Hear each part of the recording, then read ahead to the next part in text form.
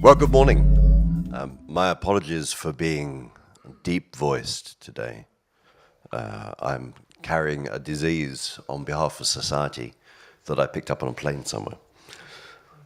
So I spoke to you last year, and I checked my slides, and these are all different.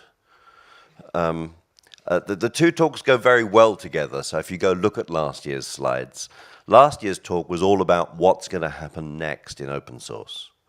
And I still stand by those predictions. This year's talk is looking back at the lessons that we've learned from the first 20 years of open source. So I'm president of the Open Source Initiative. The Open Source Initiative was formed 20 years ago, so it's our 20th birthday. We are an international charity that was established to promote the idea of open source and to unite the open source community of communities. In the last few years, we have been gathering together that community of communities, which, as you'll see, includes OW2, into a community of affiliates who all support and promote open source. It's good to look back at why all those organizations exist. Now, before there was open source, there was free software. In actual fact, there were two things going on at the same time. You've got two gentlemen here on the screen. On your left is Bill Joy. Bill Joy, from 1977 onwards, was a graduate student at the University of Berkeley, and he worked with Ken Thompson on Pascal, and he created a sequence of distributions of Unix that made AT&T's Unix system useful. And over time, AT&T Unix turned into it was eliminated from the BSD distribution. And there was famously in 1991 a lawsuit by AT&T who couldn't believe that anyone had rewritten all their stuff and created an independent operating system. And BSD Unix first became licensed in a way that anybody could use it in 1989. And that was the same year that Richard Stallman's project to create the GNU project also first was released under the GPL license. We often forget that the BSD license and the GPL happened in the same year. They were both an expression of the desire of the software industry to be set free from restrictions on innovation.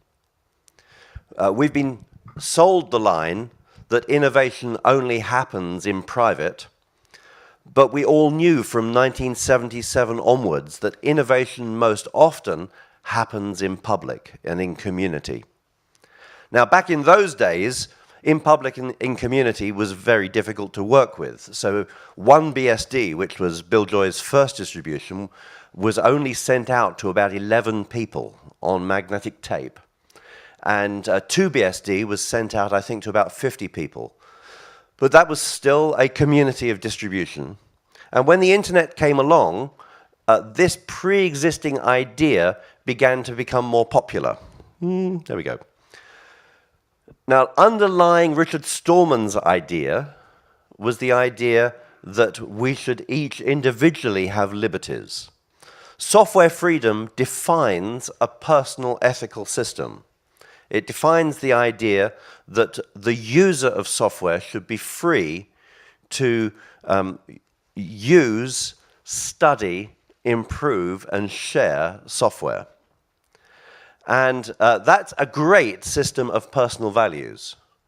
But we discovered around about 1998 that starting from the position of personal ethical values was a poor place to persuade businesses to support those ethical values.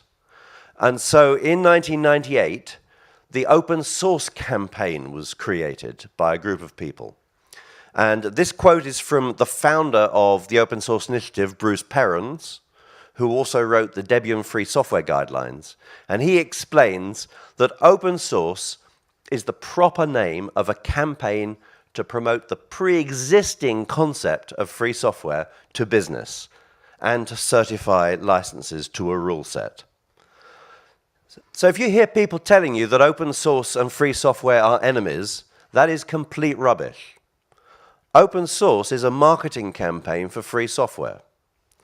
If ever you wonder how open source applies to a particular concept, the way you answer that question is not by asking your lawyer, but by getting out your moral compass and asking, what would Richard Stallman do?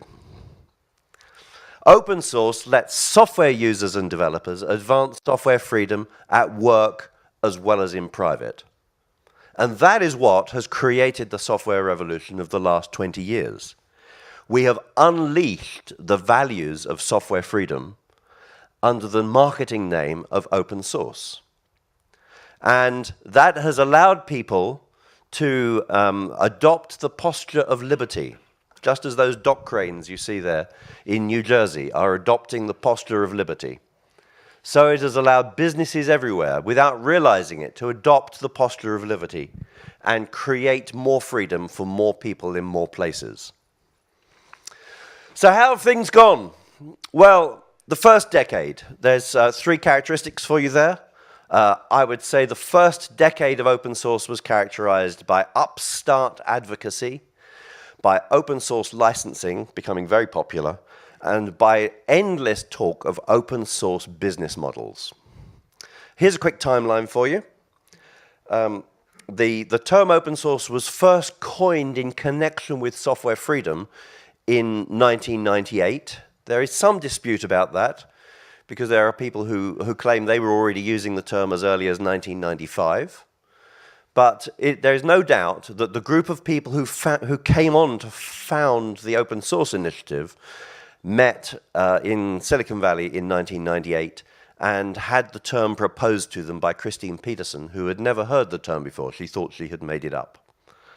And so, let's say 1998, let's say the beginning of February 1998 as the start of open source.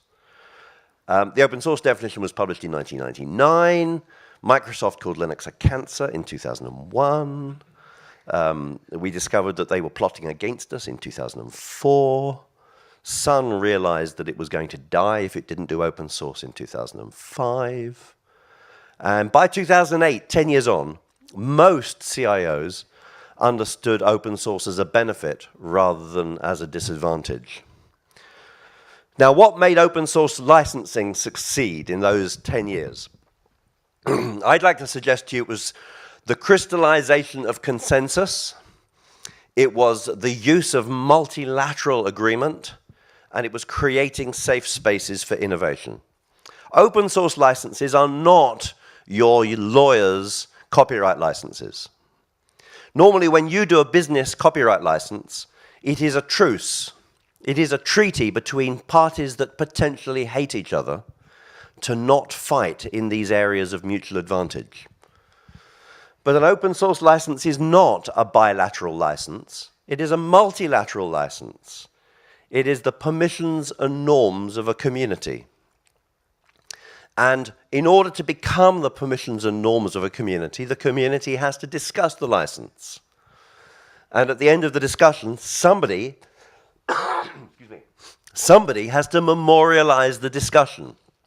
And so what OSI does is OSI hosts the discussion about open source licenses, summarizes the discussion, and where the community agrees that a given license delivers software freedom, then we state that a license is an open source license. And that's the process that we follow. Somebody once said they didn't want to have OSI as the king of their open source. And I deny that OSI is the king of anything. OSI is not the king. OSI is the Speaker of the House. We preside over the debate. We gain our authority because our affiliate organizations recognize that that is what OSI does. We have more than 50 affiliate organizations, Debian, Wikimedia, OW2, all sorts of other organizations that recognize that this is what OSI does. And what we do is we remember what everyone agreed. And then we remind people who want to do something different that that's not what everyone agreed. And that creates safe spaces for software development. An open source project is a safe space for collaboration. It's a place where control points have been mitigated, where business models are isolated, and where code is made available for unknown others. What do I mean by those things? There's an acronym there. I'll leave you to find it out. Control points. Society decided a long time ago that innovation would perish if there were not incentives for it to be made public. And so we decided that we would create temporary intellectual monopolies to encourage innovators to make their innovation public. We called those things copyright and patents and trademarks. Unfortunately, those things have been subverted. Instead of being the origin of future liberty and knowledge, they have been turned into ways of locking people out of knowledge. And so software freedom and open source mitigate those ownerships of control points by letting people spend their intellectual monopolies on collaboration. And so that is what lies behind what OSI approves as an approved license. We approve licenses that give people all the freedoms that they need to create software. It's not about following some set of rules. I do get lawyers who come to OSI trying to game our system. They come along with a brilliant open source license that will give their business special advantage. And they somehow make it meet all the terms of all 10 of the clauses of the open source definition. But OSI still does not approve their license because it doesn't deliver software freedom. Because that's what matters. Because after all, open source is the same thing as free software. So we couldn't possibly approve a license that didn't make free software, could we? Secondly, business models. Now, I have to tell you, open source doesn't have any business models. Businesses have business models. Open source grants people permission to collaborate. So your business model is your responsibility alone. And the norms of open source projects actually create safety from your business models. They isolate your business model from his business model and from her business model so that we can all conduct our business and yet still collaborate in a community. And if you're trying to create an open source project that embodies a business model, then you're probably going to do something that isn't open source, because open source doesn't have business models. And that's the reason why OSI will not approve your application for a license that specially advantages your business model. Because the whole point of open source is to create a safe space where your business model can't influence my business model. So the first decade, open source won in the first decade because reuse beats re-implementation. But I used to work on reuse at IBM in the early 90s, and I discovered that actually no software developer wants to reuse code. All software developers want to write the code again, given the ability to do so. And as it turns out, collaborative development beats reuse. But reuse and collaborative development are chilled by permission seeking. So software freedom grants all the rights you need in advance. And OSI approval of a license proves that the rights have been granted in advance. And so as a consequence, software developers feel free to climb up on the shoulders of the giants before them and innovate based on other people's work. Now then there came the second decade. Here's a quick timeline for you. In 2008, most open source was invisible. I worked at Sun at the time. We used to go to businesses and ask them what their open source strategy was. And they would tell us there was no open source in their business. And then we would ask them, well, what's running your website? Oh, well, that's Apache. And what's running your commerce? Oh, that's running on Tomcat. And we would discover that actually their whole infrastructure was running open source. It's just that they had never realized it because their developers hadn't really told them that that was what was going on. So in those 10 years, we saw web service spring up. People tried to prevent web services happening by rerunning Corba again, but developers managed to implement REST, thanks to Roy Fielding, and the rest, as they say, is history. And by 2015, it turned out that Microsoft didn't think Linux was a cancer after all. They said it was something they loved. By 2018, we're finding that open source is at the heart of all new companies and software. There could be no Twitter without open source. There could be no Facebook without open source. There is no future for your company without open source, because open source is the only way you can come to market fast enough in an age of complexity. If you don't use open source, you have to reinvent the complexity, and you can't do that fast enough. So let's talk about a couple of things. Let's talk about license enforcement. I still hear people telling me how dangerous the GPL is to their businesses. And I'm here to tell you, no, you're wrong. The GPL is just fine. The GPL creates a collaborative environment around code where, as long as everybody in the community is subject to its terms on the same basis, everybody remains protected from each other. And you can't use my innovation to put me out of business. However, you do have to comply with the terms of the license. Remember that if you're using open source code, you've only got a copyright license if you comply with the conditions of the code, the conditions of the license. The media industry has given us a nice term to use for people who don't engage in compliance activities. They are called pirates. And compliance is not some esoteric thing. It's about not being a software pirate. Software piracy was a term that Microsoft invented to promote their business model about 15 years ago, but it turns out it's still useful. If you're using GPL software and you are not making the full corresponding source available, then you are a pirate. Now, I'd like to warn you that most open source communities don't like pirates, and that the easiest way to not be a pirate is to be in compliance with the terms of the license. And you'll find that open source communities will help you with that.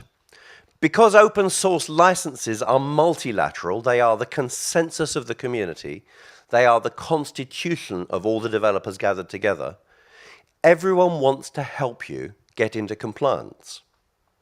So you shouldn't receive a cease and desist letter for a GPL violation. You should instead receive an offer to help you come into compliance. And that's what will happen as long as you don't decide that you're going to make things difficult. Now, the other thing I was going to explain to you was that license compliance is not just for the GPL. If you look back at the BSD license and the MIT license, they require you to publish a notice identifying the authors of the code that you are using. And you are required to publish that notice with the binary if you make it publicly available, in your manual or on the screen when the software comes up. And if you don't comply with that condition, then you don't have a copyright license and you are a pirate. And I would like to alert you to your responsibility to comply with the terms of the BSD license. It is your responsibility to comply with it, and one day somebody is going to come looking for you if you don't comply with the terms of the BSD license. I'd like to suggest to you that it is much easier to comply with the terms of the GPL than it is to comply with the terms of the BSD license. And I'd like to suggest to you that the risks involved, because there are so many unnamed authors in BSD code, the risks involved of non-compliance are far greater than those of the GPL. You think the GPL is a problem because Harold Velter and other people have been doing enforcement. But you ain't seen nothing yet. When the BSD and MIT enforcers come along, you've got a real problem. So I suggest you get with the program and start acknowledging who the authors are of all that BSD and MIT code out there. Or, of course, you could migrate to the GPL to avoid the problem. Okay. And then patents are a problem. Now, patents are a problem because they create uncertainty and they create a need to go ask for permission. And software developers don't like uncertainty, and software developers don't like asking for permission before they innovate. And if software developers suspect there are patents involved anywhere, they will go somewhere else, unless you compel them to do so, to use the software, usually by paying them. Now, a long time ago, in 2005, OSI ran a process called the Open Standards Requirement, and we did that because we discovered there were a lot of people who thought that open standards always came with patents associated with them. And we agreed what the rules were if an open source project was going to comply with the open source definition in the area of standards and patents.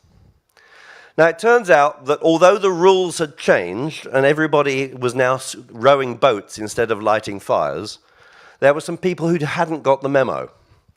And we have discovered that there's a bunch of people who think that standards essential patents are in all standards. And we have discovered that there are people who want to redefine open source as excluding patent rights.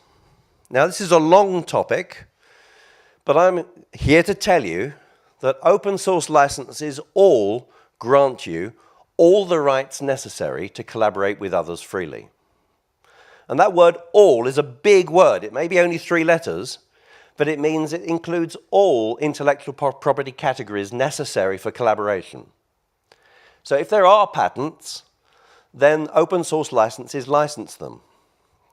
Now, this is the reason why OSI doesn't like attempts to approve open source licenses that deny patent rights, because we think those licenses don't give all the rights necessary for collaboration. And that's the reason why OSI is now engaging with standards organizations to help the latecomers on the bell curve realize that you can't have open source and still monetize patents. And if you're interested in this topic, you should come and talk to me later, because there's lots going on. So, here we go. It's been 20 years. Congratulations on being here on the 20th birthday. It's been 35 years since free software and BSD were formalized. And in all that time, we have seen that open source is a pragmatic approach to guaranteeing that the ethical construct of software freedom gets granted to everybody. The future of open source is the future of software, and the future of software is software freedom. It's very important that we remain united. It's very important that we keep our hand on our moral compass, because when you get asked a question about whether open source and IoT are compatible, or whether open source and the cloud are compatible, or whether open source software needs to be public, the correct answer is not to ask your lawyer, it is to check your moral compass. And I encourage you to do that. I encourage you to join OSI, of course, because we need more members. I actually encourage you to join many organizations. I encourage you, you're all members of OW2. You might be a member of something like the Linux Foundation or of OpenStack. But I encourage you to support OSI, FSF, FSFE, and Software Freedom Conservancy. We are all public charities, so we don't do what you say. We do things that are for the benefit of the public. But without us guaranteeing the moral compass for the future, things are going to get lost. So please remember to support and promote OSI, FSF, FSFE, Software Freedom Conservancy, and other public charities. And with that, I thank you very much for your attention, and I hand the tiller back to OW2.